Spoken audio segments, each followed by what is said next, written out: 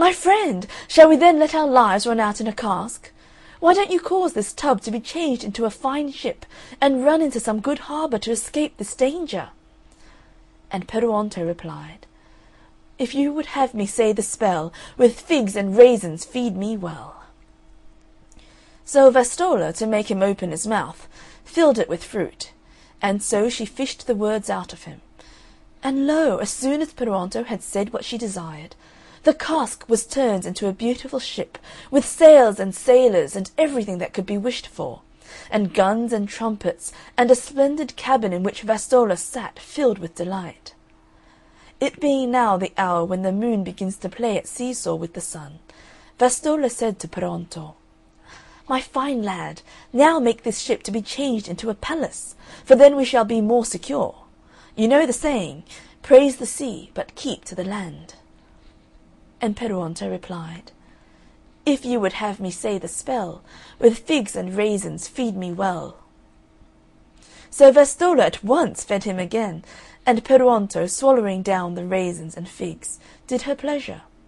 And immediately the ship came to land, and was changed into a beautiful palace, fitted up in a most sumptuous manner, and so full of furniture and curtains and hangings that there was nothing more to ask for. So that Vastolla, who a little before would not have set the price of a farthing on her life, did not now wish to change places with the greatest lady in the world, seeing herself served and treated like a queen. Then, to put the seal on all her good fortune, she besought Peruonto to obtain grace to become handsome and polished in his manner, that they might live happy together.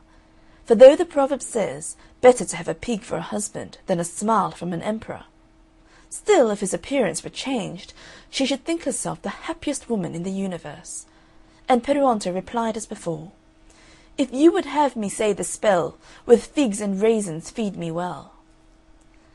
Then Vastolla quickly opened his lips, and scarcely had he spoken the words when he was changed, as it were from an owl to a nightingale, from an ogre to a beautiful youth, from a scarecrow to a fine gentleman. Vastolla, seeing such a transformation, clasped him in her arms, and was almost beside herself with joy.